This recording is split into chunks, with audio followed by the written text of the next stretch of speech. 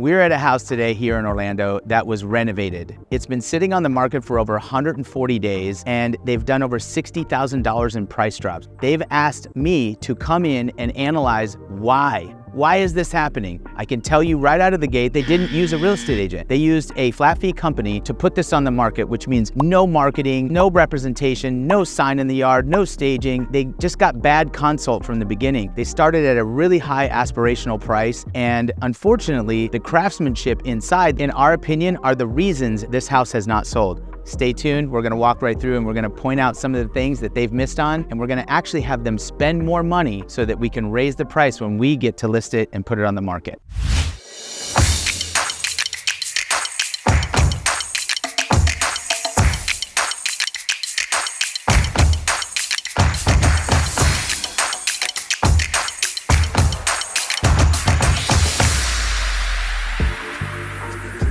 All right, we're gonna talk about some of the things that the investors missed on this house. How about we start with this beautifully manicured yard that you can play beach volleyball in? No bueno. When people drive up to the house, the very first thing they're gonna see is this big sand pile.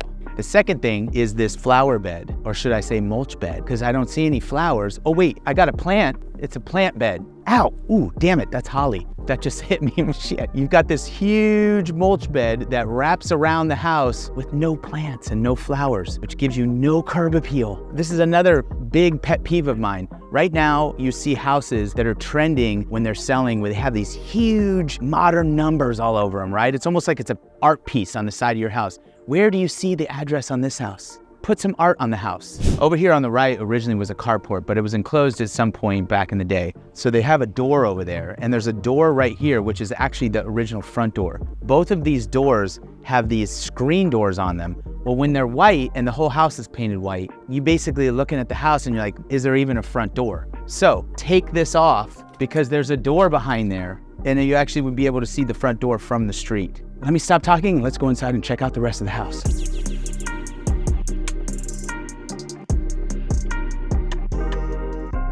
Welcome to your newly renovated kitchen. Oh, but wait a minute. Let's go ahead and point out all the stuff that they missed. So these are 36-inch cabinets with a filler piece, actually, at the top with crown molding. In my opinion, they missed. Why wouldn't you just put 42-inch cabinets and skip the crown and all that other stuff? Because now you've got a gap up top. It's just a mess. It looks horrible. Second thing, cabinet pulls. I get it, right? Like, it's easy to open the cabinet right here. I understand that. But when it comes to the drawers, like, where do you... It's just, how am I gonna get this? So I grab in the shaker to open it, or I gotta grab down here to open it, but I can't grab right here to open it. Like, it's just, anyway, that's a miss, right? Appliances. If a buyer walks in here to look at this particular house, they're automatically thinking that I have to buy appliances and they're gonna cost me 80 grand for appliances. Not really, but in people's head, when they're looking at buying properties, they're already looking at what they have to spend money on to fix that potentially the investor didn't or the owner didn't. So appliances, you gotta put appliances in. Also, just tell me, what's the point of putting this paper down if you don't even have appliances in here? Are you worried about saving the floors? Another thing that investors do and don't do when you get to these older homes is the ceiling, what's called popcorn ceilings. This is a really light form of popcorn ceiling. It's kind of like an in-between of knockdown and then slightly popcorn, and then there's heavier popcorn. This one isn't so bad. I potentially would leave it. I'm not saying that this investor did the wrong thing. It looks good.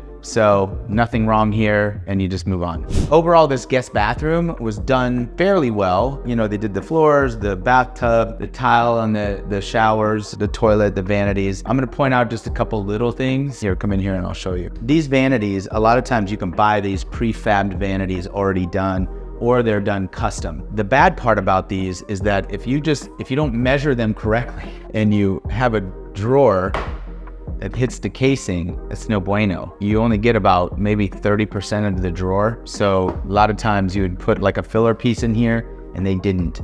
So they missed the mark on that.